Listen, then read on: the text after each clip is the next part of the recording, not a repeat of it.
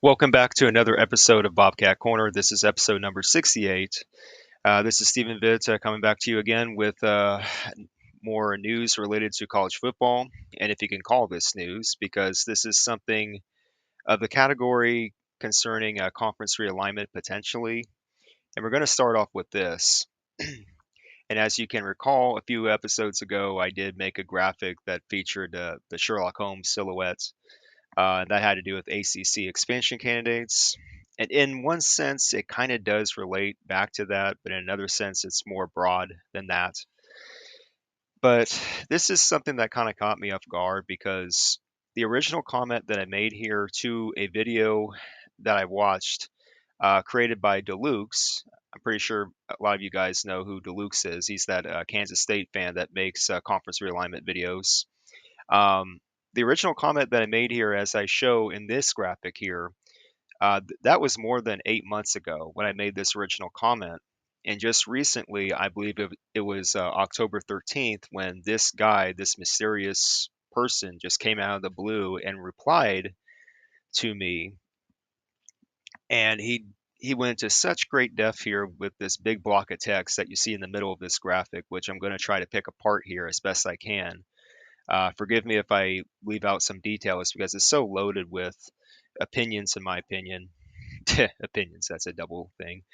But yeah, you know what I mean. Anyway, let's just get on with it. Uh, I commented originally on this video by Deluxe. It was titled "Should the Mac Expand?" And at this point in time, more than 8 months ago, my original comment was this. I made a video about this a couple weeks ago back then on my SCV Castle channel, Bobcat Corner 35. So think about how long ago this was when I made this original comment. Bobcat Corner episode 35. That's like ancient history compared to now, if you think about it. Anyway, it's as good a theory as any to believe that the MAC, Mid American Conference, added UMass back because they're going to further expand in the New England area. Even today, I still have this belief. But I doubt UMass would rejoin the MAC if they knew they'd be the only Northeastern school in the conference for many years. Otherwise, I don't see why UMass was brought back. And then I just go on to say more about the MAC's situation with expansion. But and I will link uh, that video down below in the description box for you guys to check out again for historical purposes. And you'll clearly see my comment there more than 8 months ago. But in the replies to that, there's recent reply here by this guy with the username the real OC 1972, and he refuses to reveal his actual real name as to who he is. But let's just try to pick this apart, shall we? Because this is something where you investigate as a detective, so to speak. Anyway, the real OC 1972, he says here in this response, and I call this the mysterious reply for many reasons. This is what he says. I used to work for Mike Alden at Mizzou, Missouri, and still have some personal connections in college sports. And I'm hearing a lot that will shake the foundation of college sports because there's a lot moving, and he highlights a lot moving in the background with whispering phone calls and quote unquote what ifs. Hey, what ifs? The Mac is going to have, all caps, going to have to move west/south. I don't think the Mac will have to worry about making UMass or Buffalo happy because they will be leaving the Mac and partnering up with teams like Maryland, Rutgers, Syracuse, Virginia Tech, UNC, Charlotte, Temple, Boston College, and Liberty to form a new Northeast type conference, while schools like Missouri, Nebraska, Arizona, Arizona State, SMU team up with Memphis, Arkansas State, Tulsa, Rice, New Mexico, and UNLV will reform, rebrand the Southwest Conference. Okay, let's stop right there before I go any further. It's a very long winded comment. I wish he would break it down into more paragraphs, by the way. But just unpacking this alone, I find myself, my thoughts initially is like, I'm doubting the validity of all this, guys. I'm just not feeling it. There's something about this comment that this guy made that's just making me go, no, I'm not buying this. Uh, this sounds like an opinion-based theory and nothing substantial.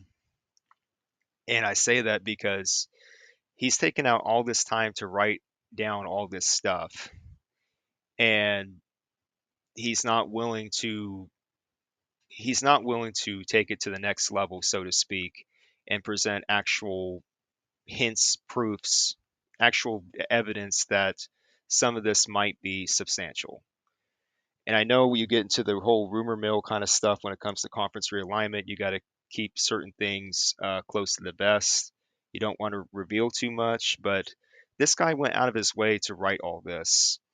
I did not ask for this. He just went ahead and did this.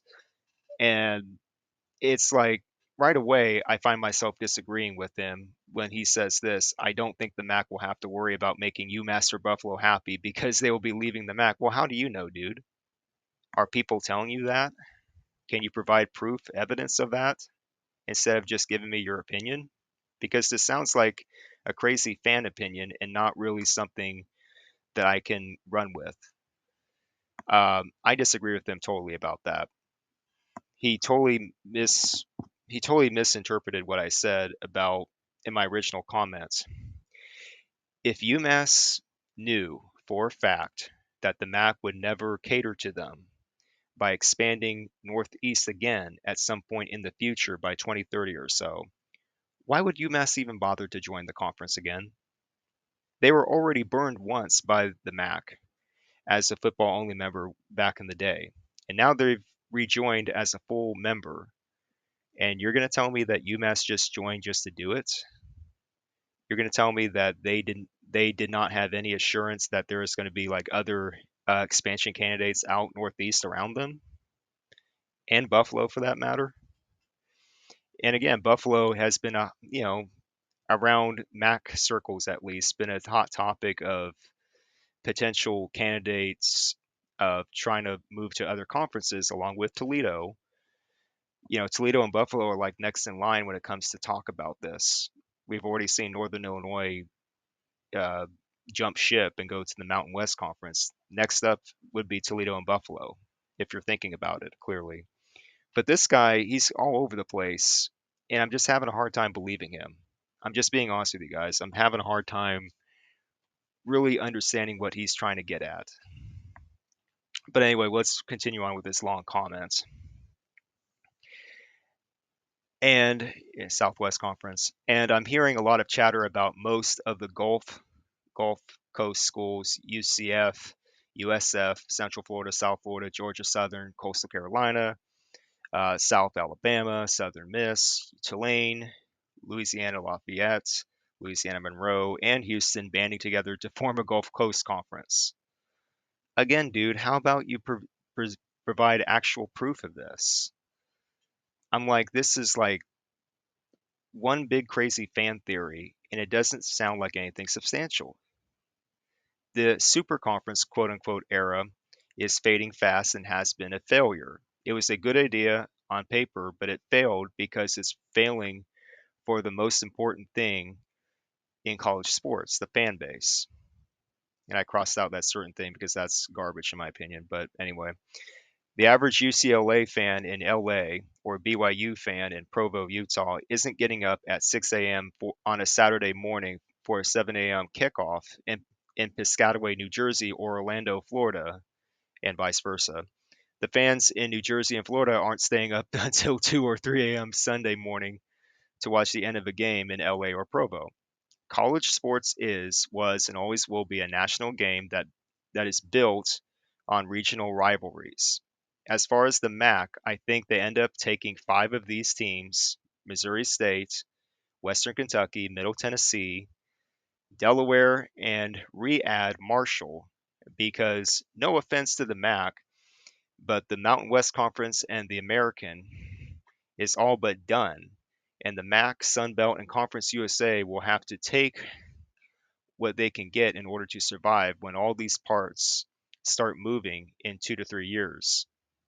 And then he finishes finally here. By 2030, the Power Five and Group of Five levels of FBS will be gone because a lot of these schools who are leaving the power conferences have Power Five status and will want that for their new conference when they leave. So it will end up with a Power Eight and a Group of Three, and that's not going to work according to this guy.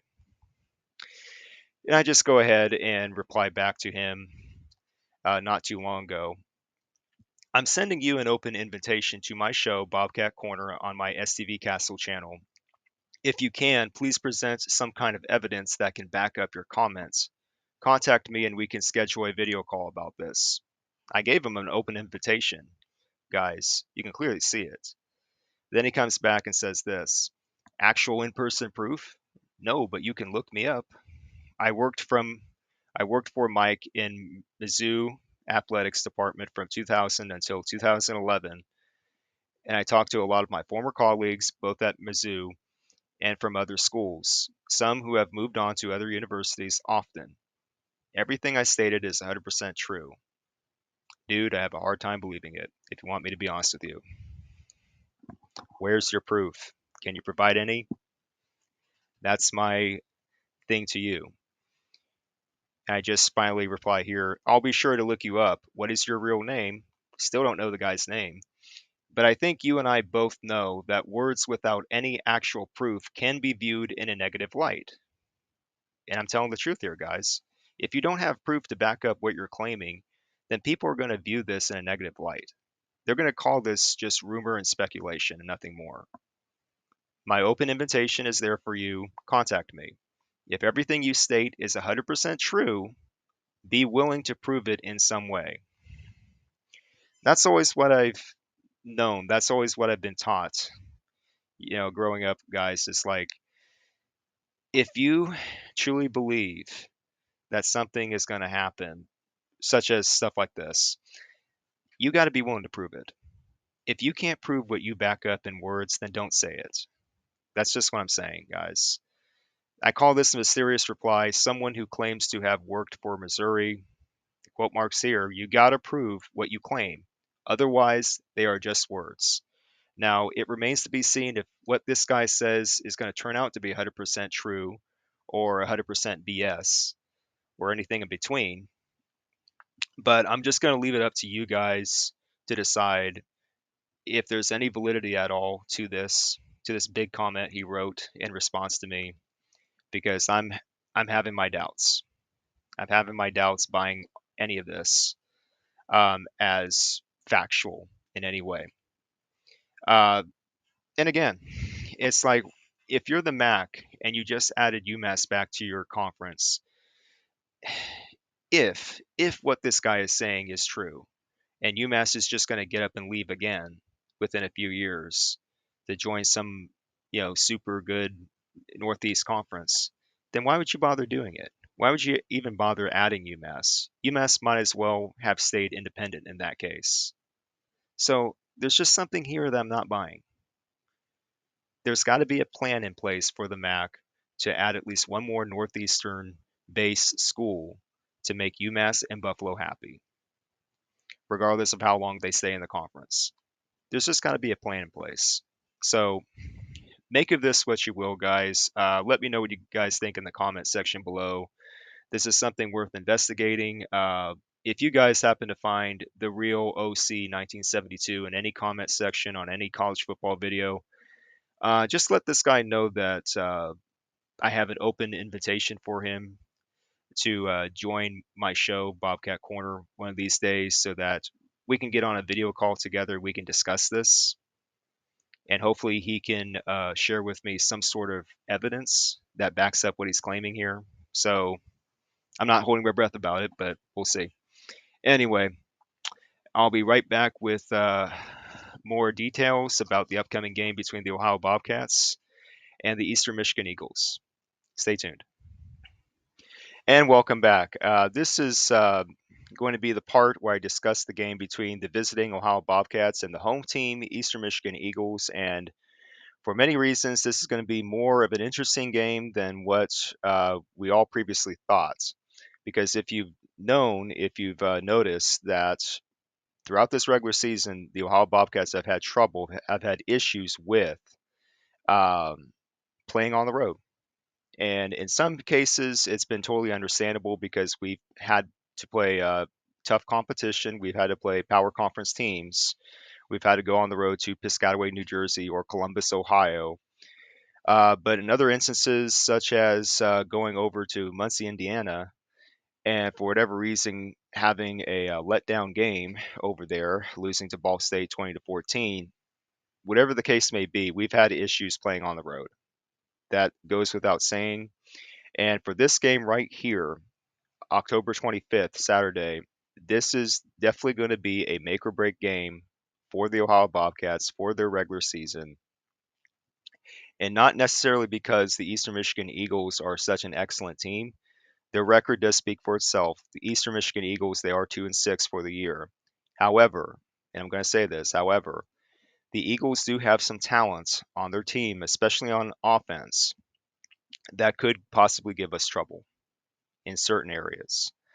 And what I mean by that is this. I'm going to go through the stats for Eastern Michigan, and I'm going to let you guys know where I'm coming at when it comes to this game, how it all stacks up. Their starting quarterback is named Noah Kim. All 8 games, he has completed 162 of 263 pass attempts for 1,792 yards, 12 touchdowns in the air, but he has thrown 6 interceptions and he has been sacked 10 times. But also as a runner, Noah Kim, he has demonstrated that if he has to tuck it in and run by himself, he can do it. 55 rushes for 113 yards, 4 touchdowns on the ground. So I would not necessarily compare him to Parker Navarro when it comes to running as a quarterback, but Noah Kim has demonstrated that he can do it if he has to. So we have to account for that. On defense, the Bobcats, they have to account for that. But other players, not just Noah Kim, but around him, such as running back Dante McMillan, he has played all 8 games. He's had 116 rushes for 674 yards, 2 touchdowns. And as a receiver, he's had 19 receptions for 197 yards, 2 touchdowns. So Dante McMillan, he can present some sort of threat as a receiving option and also as a runner. And I've clearly said this throughout the year that the Bobcats have had some sort of issues both with the run defense and the pass defense. And I'm going to talk about the pass defense as one of my keys for this game soon. Wide receiver Nick Devereaux, uh, for the Eagles, he's had 22 receptions for 288 yards, 3 touchdowns. The longest reception he has had in this season has been for 45 yards. So he can get down there, stretch the field, and make something happen there. Tight end Joshua Long for Eastern Michigan, he has had 25 receptions for the year for 272 yards, 3 touchdowns, and the longest reception he's had has went for 27 yards. Again, considerable kind of threat. And also wide receiver Terry Lockett Jr. He's only played in 5 games. However, he has demonstrated that he can produce. The production can be there from him. 19 receptions for 263 yards, 1 touchdown, and the longest reception that he has had this year has gone for 64 yards. So I mentioned that the longest receptions for these guys, I mentioned that because it has been somewhat of a recurring theme for the Ohio Bobcats with their pass defense or secondary that they give up certain big plays that go for 20, 30, 40, or even 50 yards, that we give up big passes to our opponents. I have to mention this, the longest receptions by these receivers, because we have got to do a better job of clamping down, especially in the area of our secondary. Because if we don't start clamping down that area of our defense, then it's just going to be another long day, yet another long day for the Bobcats. And again, it seems to be like there seems to be more of a hesitance when we play on the road. And I do not want to see this become a mental block for the Bobcats because it's like this is our fourth chance where we're playing on the road and we have to do something about it. We have to get our first win. We've already had a letdown game against Ball State in Muncie. We're going up to Ypsilanti to get our first win against Eastern Michigan. And this is just going to be one key. I'm just going to say it right now. Keys to the game, I have three of them. This is the first key. Pass defense, secondary. Don't let Eastern Michigan break open. I've clearly described that for you here for the last few minutes. Don't let these wide receivers or tight ends or even the running back, don't let them break free in the passing game. You've got to clamp down. You have to know your assignment and not blow it. You cannot be crisscross, you cannot be crossed up or whatever you call it. You can't be overwhelmed by whatever they're doing, whatever routes they're running. Fade route, slant route, or just going deep. You have to keep your eyes on the receivers. You have to know what your assignment is and you have to address it. You can't give them too much space and you can't also allow them just to work around you, if you know what I mean. So secondary, I am for the Bobcats, I am basically calling you out. It's getting close to what I said about the run defense the other week. Pass defense, this is becoming your last chance. Pass defense, this is becoming your last chance to show me something that you're going to adjust, that you're going to do better. Because I'm seeing a bit too much of blown assignments. You have got to stop doing that, and you have got to start clamping down on these receivers and not let them break free. That's going to be a huge key to this game if we're going to break free and get our first road win here. I just got to say it. So, also, another key, which is still always a big key, but as you saw in the game against Northern Illinois last week, C.A. Bangura and Duncan Brune, again, no debate, no dispute about it. These two guys know how to run the football. When you give them the football, they know how to run with it. And I'm not excluding Parker Navarro, our quarterback, from this because I do believe that when he has to tuck it in and run it himself, Parker Navarro can still get you good yardage. And I still believe we should do that with Parker. So I will put like Parker Navarro in parentheses here, but main highlight will be C.A. Bangura and Duncan Brune. I still say separately and together, just like I did last week with the Northern Illinois game, because at some point, I do believe that the Ohio Bobcats have got to open up the playbook on offense a little bit more and expand their horizon, their territory when it comes to what kind of certain plays they want to use for these running backs. I do think that's going to make a difference going forward for the rest of this regular season. And I know that what uh, head coach Brian Smith said in his recent press conference previewing the Eastern Michigan game, that he said, "Oh, not necessarily, feature a two-back system, not necessarily." But I know what Coach Smith said, but I do believe that at some point the coaching staff has got to consider doing this, putting both Bangura and Brune in the backfield at the same time. And it may be a crazy idea, but again, I think it's something that's crazy enough to work. It gives the opposing defense something else to think about, such as, oh, are you going to give it to Bangura? Are you going to give it to Brune? Or is Parker Navarro just going to keep it and run it himself? That's the kind of puzzle that I'm hoping the Bobcats start putting out there. That's why you would do it, that two back or even full house kind of look on offense. Occasionally, you got to start doing that. I do think that's going to be key. I'm hoping I see it. I don't know. I can't guarantee we're going to see it, but I hope we start seeing something like that starting with this game against Eastern Michigan. I'm hoping they'll consider it. But anyway, the running attack by themselves, Bangura and Brune, we know they're good for it. We know that they can run over 100 yards each. So that's another good key.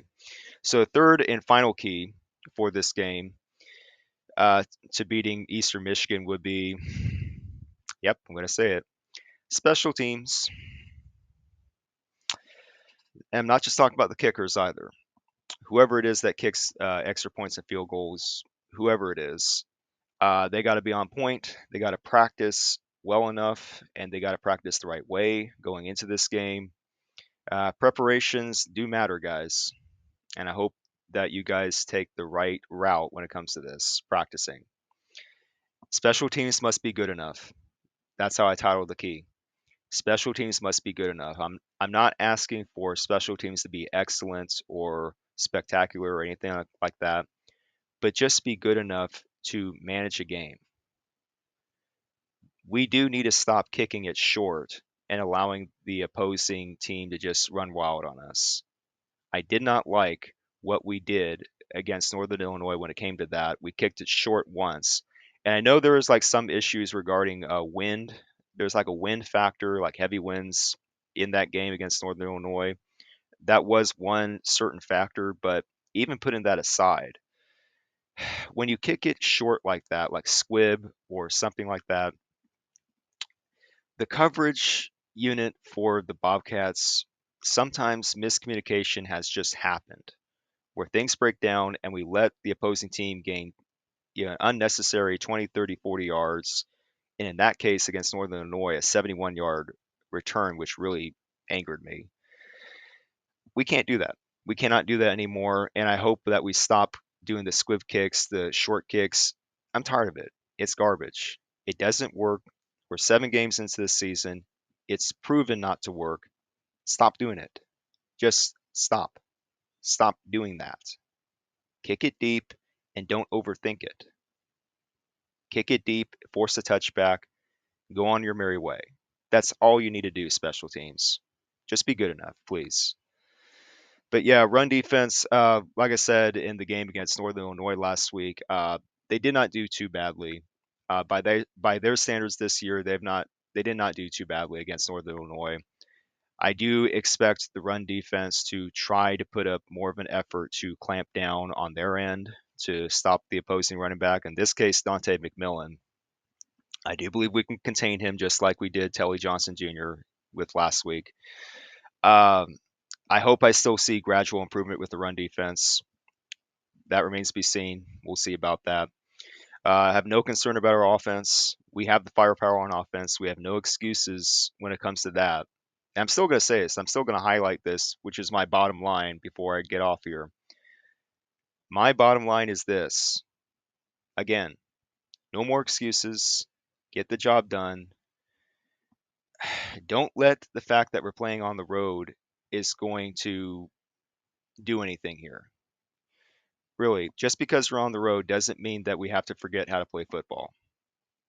Ypsilanti, Michigan is not that intimidating of a place. All due respect to Eastern Michigan, they're not a good team this year. They've shown it. We have to take it to them. Just run all over them, get the job done, get the victory. Don't mess around, guys. This is how I title my bottom line. No more excuses. Stop messing around. That's really it, guys. And if you just stay composed, you keep your composure, you don't commit so many penalties, and that's another thing. We have to stop committing so many penalties. If you do all the little things right, you're going to be just fine. You're going to get this easy win against Eastern Michigan. So that's all I have to say. Let me know what you guys think in the comment section below. And of course, there's going to be a Bobcat Corner live Saturday night, 8 o'clock Eastern Standard Time. And yeah, this has been Bobcat Corner, episode number 68. I do have more things planned for Bobcat Corner going forward, guys. And just hang tight. Stay tuned as to what those changes may be. So yeah, thank you all for supporting my channel. If you're new to this channel, please give this video a like, and if you haven't subscribed already, please click the subscribe button, click the notification bell so you can get more updates. Share this video and this content with your friends, and just yeah, let me know what you guys think. And also utilize that Tell me Bobcat Corner Speak Up link. I keep showing it for a reason. Please start recording messages. Thank you all so much. Take care. Bye. Now let's try this again before the camera malfunctions again. Do I look good? Yes, I do. Okay. Welcome back to the Randomburg Tavern.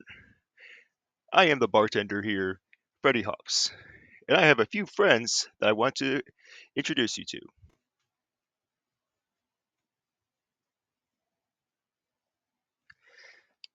Baxter Flapjack here. Been a while since you last seen me, but I'm here in the Randomburg Tavern. And I'm just here to say that the Oregon State Beavers are not doing so good. 0-7. Hopefully you can hear my nasally voice. Oh, it's sad to hear about the Oregon State Beavers.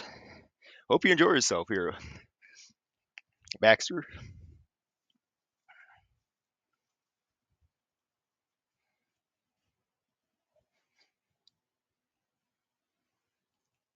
And who are you?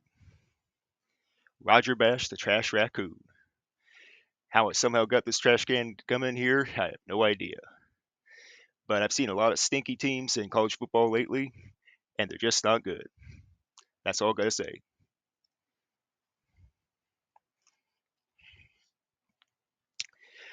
Motley Crue, don't we have? Oh boy, I see him coming from a mile away. Hopefully he can fit in the Randomburg Tavern.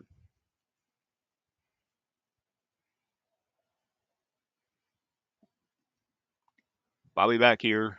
Go Bobcats. You want to do the Bobcat Shuffle with me? No, I saw that intro you did a few episodes ago. I'm not interested. Ah, come on, it's easy to do. Wildcat Shuffle. Wildcat Shuffle yourself over there. I tell you, these cast of characters, hard to get a grip on them. But yeah, treat yourself to the Randenburg Tavern and all the nice drinks that we have here. We have what we have, root beer. We have coffee, of course. That's for baristas though, not just bartenders. Let's see. Even typical drinks like orange juice, apple juice. Hello, Sylvester here. Are you doing just fine being the bartender here? Why, yes. And I'm hoping that you guys will not give me too much pressure here. No pressure at all. Randenburg Tavern, our crew, we're fun to hang out with, aren't we? Yeah, even though you and Whitmore, your brother, started all this mess. Oh, yeah, we had some resources. We had to bring in some friends. Yeah. Oh, sorry about that. Have a good one, Freddy Hops. Oh, brother.